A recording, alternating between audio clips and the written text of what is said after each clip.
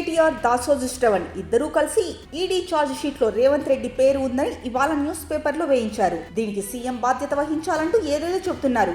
మరి ప్రధాని నరేంద్ర మోడీ గుజరాత్ సీఎంగా ఉన్నప్పుడు గోద్రా అల్లర్ల కేసులో ఫైల్ అయిన ఛార్జ్ షీట్ లో వాళ్ళ పేర్లు ఉన్నాయి. ఇది అందరికీ తెలిసిన విషయమే అని ఎంపీ చామల కిరణ్ కుమార్ రెడ్డి అన్నారు. ఇక కేటీఆర్ నాణ్యానికి ఒకవైపు మాత్రమే చెబితే అసలు ఈ కేసు ఏంటి, దీని పూర్వపరాలు తెలంగాణ ప్రజలకు తెలియాల్సిన అవసరం ఉందని ఎంపీ చామల అన్నారు.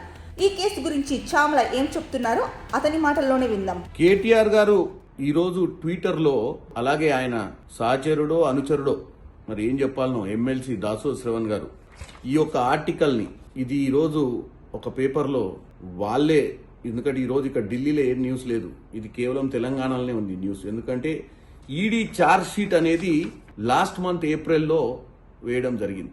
ఇప్పుడు ఆ ఛార్జ్ షీట్ విషయాన్ని వీళ్ళు ఒక పేపర్లో రాయించి ఈ రోజు పొద్దున్నే దుకాణం తెరిచి దీన్ని కేటీఆర్ గారు, దాసోజు శ్రవణ్ గారు ఇది పెట్టి ముఖ్యమంత్రి రేవంత్ రెడ్డి గారు బాధ్యత వహించాలి, ఒక ముఖ్యమంత్రి ఉన్నప్పుడు ఈడీ ఛార్జ్ షీట్ లో ఉన్నందుకు రిజైన్ చేయాలంటారు. నేను ఒకటే చెప్తున్నాను, ప్రధానమంత్రి నరేంద్ర మోడీ గారు ముఖ్యమంత్రి ఉన్నప్పుడు కూడా గోద్రా ఇన్సిడెంట్ జరిగినప్పుడు అక్కడ ఛార్జ్ షీట్లలో వాళ్ళ పేర్లు అనుకూలం చేసి ఆయనను ఆ రోజు ఇలాగే ఛార్జ్ షీట్లు ఫైల్ చేయడం జరిగింది. తర్వాత కోర్టు కేసులు అవన్నీ జరిగినాయి, మీకు తెలిసిందే.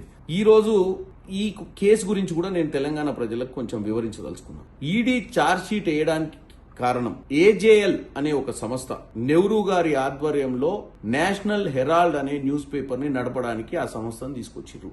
అదే సంస్థను ఇప్పుడు యంగ్ ఇండియాకు ఆ సంస్థకు సంబంధించినటువంటి ఆస్తులు నేషనల్ హెరాల్డ్ పేపర్ ని మళ్లీ నడిపించాలన్న ఉద్దేశంతో యంగ్ ఇండియాకు ఏజేఎల్ కు ఉన్నటువంటి కార్యకలాపాలన్నీ కూడా ట్రాన్స్ఫర్ చేస్తూ జరిగినటువంటి ఒక లావాదేవీలలో ఆ రోజు బీజేపీ నేత సుబ్రహ్మణ్య స్వామి గారు ఇచ్చినటువంటి కంప్లైంట్ ఆధారంగా ఈ కేసు స్టార్ట్ అయింది. బీజేపీ 11 సంవత్సరాలు ఇప్పుడు అధికారంలో ఉంది.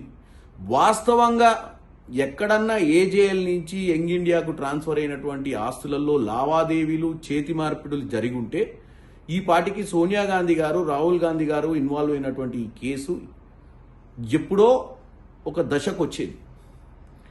ఈడీలు ఛార్జ్ షీట్ ఫైల్ చేసినంత మాత్రాన ముఖ్యమంత్రులు రాజీనామా చెయ్యరు, ఎవరైనా ఎవరి పేరు మీదైనా అభియోగం పెట్టొచ్చు. ఈరోజు ఈడీ అనే సంస్థ గురించి మీకు తెలియదు ఏం లేదు. ఈడీ అనే సంస్థ బీజేపీకి కార్యకర్త లెక్క వ్యవహరిస్తుంది. సో కాంగ్రెస్ పార్టీలో ఉన్నటువంటి రేవంత్ రెడ్డి గారైనా ఇంకే రాష్ట్ర నాయకులైనా ఆ రోజు కాంగ్రెస్ పార్టీ కడుతున్నటువంటి కాంగ్రెస్ పార్టీ ఆఫీస్ కోసం అని చెప్పి దేశవ్యాప్తంగా కూడా కొంత చందాలు వేసుకొని సాయం చేసే పరిస్థితి చేసిరు. ఇవాళ బీఆర్ఎస్ పార్టీకి కూడా ఎలక్ట్రాల్ బాండ్స్ రూపంలో ఈరోజు అన్ని పొలిటికల్ పార్టీల కంటే కూడా ముందస్తులో ఉంది ఏది వసూళ్లల్లా. మరి అది మర్చిపోయినట్టుండు కేటీఆర్ గారు, దాసోజు శ్రవణ్ గారు. దీన్ని తీసుకొచ్చి ఈ రోజు పొద్దున్నే మళ్ళా దుకాణం తెరిచి మళ్ళా రేవంత్ రెడ్డి గారిపై దుష్ప్రచారం చేస్తూ తెలంగాణ ప్రజలను తప్పుదో పట్టించే ప్రయత్నం చేస్తున్నారు.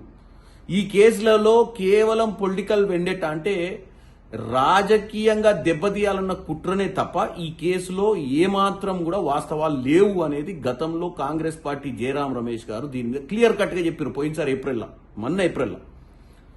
సో ఎప్పుడు రోజు పొద్దున లేచిన తర్వాత ఏదో ఒక విష ప్రచారం భాగంగానే ఈ రోజు ఈ యొక్క విష ప్రచారం కూడా చేస్తుర్రని తెలంగాణ ప్రజలకు తెలియజేస్తున్నాం.